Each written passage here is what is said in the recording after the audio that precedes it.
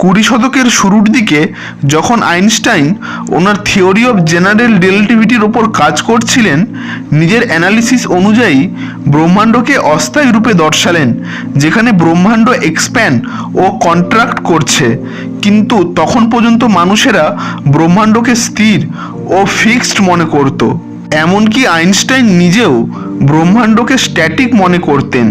সেজন্য নিজের থিওরিকে সঠিকভাবে ব্যাখ্যা করার জন্য তিনি ওনার ফিল্ড ইকুয়েশনে একটি কনস্ট্যান্ট প্রয়োগ করলেন, যা কসমোলজিক্যাল কনস্ট্যান্ট নামে পরিচিত। এই বিশেষ কনস্ট্যান্ট ব্রহ্মাণ্ডের স্থির অবস্থাকে বোঝায়।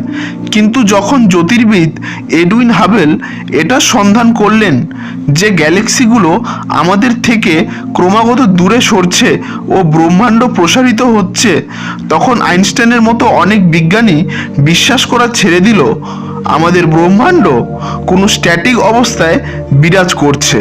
তাই বাধ্য হয়ে আইনস্টাইন ওনার ইকুয়েশন থেকে সেই কনস্ট্যান্টটি বাদ দিলেন। হাবেলের অনুসন্ধানের পর এটা প্রমাণিত হলো আমাদের ব্রহ্মাণ্ড বা ইউনিভার্স স্থির কিংবা ফিক্সড নয়, কিন্তু অন্যদিকে আরেকটি থিওরি জন্ম নিচ্ছিল। এর নাম দ্য স্টেডি স্টেট থিওরি, যেটা কসমসের প্রকৃত অর্থকে তুলে ধরেছে। বিগ ব্যাং থিওরি ছাড়াও আরও অনেক থিওরি রয়েছে, আর স্টেডি স্টেট থিওরি ওদেরই মধ্যে একটি। স্টেডি স্টেট শব্দের অর্থ স্থায়ী বা স্থির অবস্থা। এক কথায় বলতে গেলে স্টেবল কন্ডিশন, এমন কন্ডিশন যা সময় পরিবর্তনের সাথে চেঞ্জ হয় না। আর কোনো এক ডাইরেকশনে যদি পরিবর্তন হয়েও থাকে, তবে বিপরীত ডাইরেকশনে সেই একই প্রকার পরিবর্তন ঘটবে, যাতে করে কন্ডিশন সাম্য অবস্থায় থাকতে পারে। আসলে স্টেডি স্টেট থিওরি অনুসারে ব্রহ্মাণ্ড পূর্বে বা অতীতে যেমন ছিল বর্তমানে তেমনই আছে, আর ভবিষ্যতেও ঠিক সেই রকমই থাকবে। অর্থাৎ ব্রহ্মাণ্ডের জন্ম মৃত্যু বলে কোনো কিছু হয় না। এই থিওরি 1920 সালে স্যার জেমস জিন্স কল্পনা করেছিলেন, কিন্তু যুক্তিযুক্তভাবে ব্যাখ্যা 1948 সালে ফ্রেড হোয়েল, হারমেইন বন্ডি ও থমাস গোল্ড করলেন। এই থিওরিকে দ্বিতীয়বার বানানোর আইডিয়া তখন আসলো যখন ওরা একটি সিনেমা দেখতে গিয়েছিল। সেই সিনেমার নাম ছিল দ্য ডেড অফ নাইট। এই সিনেমার শেষ অংশটা শুরুর মতোই ছিল। এটা দেখে ওনারা বেশ অনুপ্রাণিত হলেন, ভাবলেন ব্রহ্মাণ্ডের কোনো স্টার্টিং পয়েন্ট নেই, তাই নিজের থেকেই সেটি কাজ করছে আর চিরন্তন কাল ধরে করেই যাবে। আর এটা প্রথমবার নয় যে এমনটা ভেবেছে। 1300 সালের দিকে সাইগ্রো ব্রেভিট নিজস্ব একটি থিসিস লিখেছিলেন, যা the eternity of the world নামে বেশ জনপ্রিয়তা পায়, যেখানে তিনি বলেছিলেন মানুষের জন্ম বা শুরু বলে কিছু হয় না। যেমনটা প্রকৃতি আমাদের দিয়েছে তেমনই প্রথমে ছিল, কিন্তু পরবর্তীকালে ওনার এই ধারণাকে বরখাস্ত করা হয়। তবে এই বিবরণী যথেষ্ট পুরনো। বন্ডি ও গোল্ড হয়েলকে বললেন ব্রহ্মাণ্ডকে বুঝতে হলে আগে আমাদের এটাকে আলাদা আলাদা অংশে বা খণ্ডে বোঝার চেষ্টা করতে হবে। তাই ওনাদের মতে এই ভিন্ন ভিন্ন অংশে পদার্থবিদ্যার যে নিয়ম কাজ করবে তারা প্রত্যেকে একই প্রকার সত্যের ভিত্তিতে চলবে। কিন্তু হাবল বুঝতে পারলেন যে ইউনিভার্স প্রসারিত হচ্ছে। তবে অন্যদিকে স্টেডি স্টেট থিওরি বলছে যদিও ইউনিভার্স এক্সপ্যান্ড হচ্ছে, তবুও ওর ভেতরে ম্যাটার প্রতিনিয়ত সৃষ্টি হচ্ছে, যাতে করে ম্যাটারের ডেনসিটি সময়ের সাথে সাথে মেনটেইন হতে পারে। ইউনিভার্সের এক্সপেনশনের প্রভাবে এটা স্বাভাবিক যে তার ডেনসিটি কমতে থাকবে, কিন্তু স্টেডি স্টেট অনুযায়ী নতুন ম্যাটার তৈরির মাধ্যমে ডেনসিটির কোনো পরিবর্তন হবে না। আমাদের ব্রহ্মাণ্ডের সবথেকে প্রাথমিক দুটো এলিমেন্ট হলো হাইড্রোজেন ও হিলিয়াম। হিলিয়াম তখন উৎপন্ন হয় যখন তারার কেন্দ্রকে হাইড্রোজেন ফিউশন সম্পন্ন হয়। তারারা সুপারনোভা বিস্ফোরণের মাধ্যমে স্পেসে প্রচুর পরিমাণে ভারী এলিমেন্ট ছড়াতে থাকে। এইভাবে নতুন তারা, গ্রহ অথবা গ্যালাক্সি তৈরি হয়। ব্রহ্মাণ্ডে যেহেতু হাইড্রোজেন প্রতিনিয়ত তৈরি হতে থাকে, তাই এই থিওরিকে কন্টিনিউয়াস ক্রিয়েশন থিওরিও বলা হয়।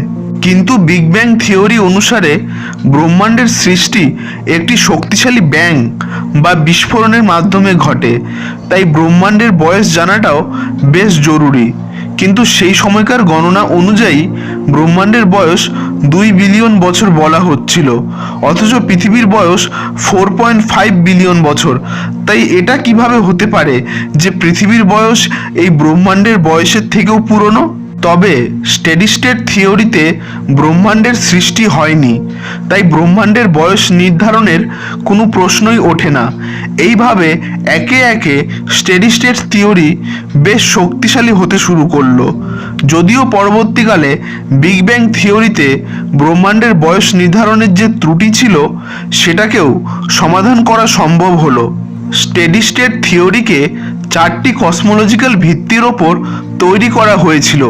প্রথমত, পদার্থবিদ্যার যে সমস্ত নিয়ম আমাদের চারপাশে কাজ করে সেগুলো 10 বা 20 আলোকবর্ষ দূরে একইভাবে কাজ করবে।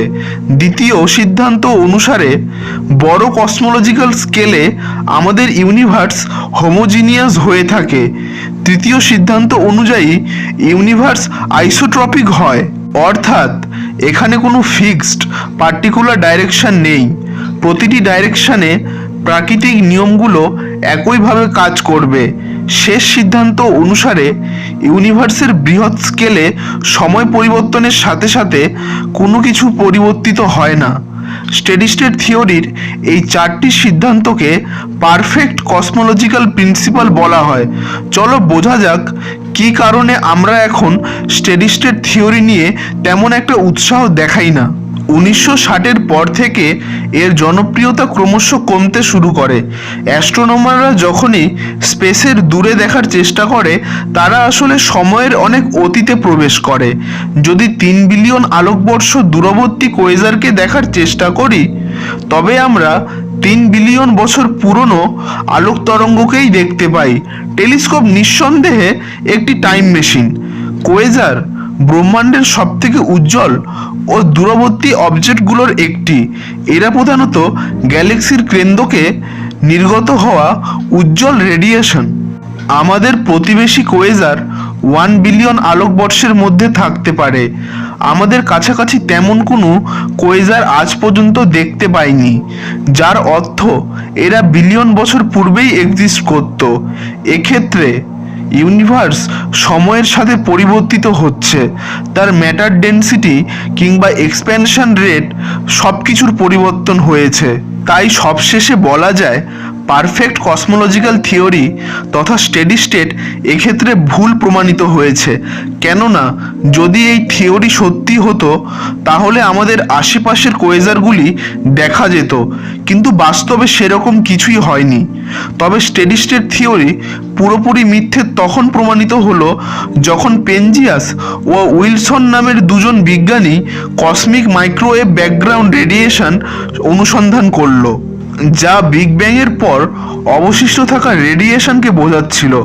তবে স্টেডি স্টেট থিওরি অনুসারে এই ব্যাকগ্রাউন্ড রেডিয়েশন সেই সব প্রাচীন তারার লাইট যেগুলো ভিন্ন ভিন্ন ডাইরেকশন থেকে গ্যালাকটিক পার্টিকেল দ্বারা শোষিত ও প্রতিফলিত হয়েছে। কিন্তু অনেক অ্যাস্ট্রোনমার এই ব্যাপারটা মানতে রাজি হলেন না, যেহেতু এই ব্যাকগ্রাউন্ড রেডিয়েশনের প্রকৃতি খুব অন্য ধরনের ছিল। এর স্পেকট্রাল লাইন বা বর্ণালী রেখা আদর্শ ব্ল্যাক বডির সাথে হুবাহু মিলে যাচ্ছিল। কিন্তু স্টেডি স্টেট থিওরির মূল বক্তব্য খুব অন্য ধরনের। তবে আরেকটি দার্শনিক মতামত কাজ করছে, যেটা স্টেডি স্টেট থিওরির বিপক্ষে যুক্তি দেখায়। প্রকৃতির নিয়ম অনুসারে প্রতিটি জীবন্ত জিনিসের জন্ম কিংবা মৃত্যু রয়েছে, তাই হয়তো ইউনিভার্সেরও অবশ্যই কোনো স্টার্টিং পয়েন্ট ছিল। 1993 সালে ফ্রেড হোয়েল ও তার সহকর্মীরা স্টেডি স্টেট থিওরির মধ্যে কিছু মডিফিকেশন করলেন। ওনারা মনে করলেন নির্দিষ্ট সময় অন্তর আমাদের ব্রহ্মাণ্ডের ভেতরে অনেক মিনি ব্যাং ঘটে যাচ্ছে, যা নির্দিষ্ট কোনো ক্রিয়েশন বা স্ট্রাকচার তৈরিতে সাহায্য করছে। এদেরকে মিনি ব্যাং বা লিটল ব্যাং বলা হয়। তবে এখন আমরা জানি ব্রহ্মাণ্ডের প্রসারণ হচ্ছে, আর এটা কেবল ধীর হচ্ছে না, বরং আরও দ্রুত গতিতে প্রসারিত হচ্ছে। স্টেডি স্টেটের কোনো এক্সপেরিমেন্টাল এভিডেন্স আমরা এখন পর্যন্ত পাইনি, আর যে কোনো থিওরির ইমপ্লিকেশনের জন্য ওর প্রমাণ খোঁজা অত্যন্ত জরুরি। বিগ ব্যাং থিওরি খুব সুন্দরভাবে ব্রহ্মাণ্ডকে প্রতিটি টাইম স্কেলে ব্যাখ্যা করে। ভবিষ্যতে ইউনিভার্সের সাথে কি ঘটতে চলেছে সেটারও আভাস আমরা বিগ ব্যাং থিওরির জন্যই আন্দাজ করতে পারি। তবে বর্তমানেও ঈশ্বর ও তার ব্রহ্মাণ্ড সম্পর্কে আমরা সত্যিই অজ্ঞ।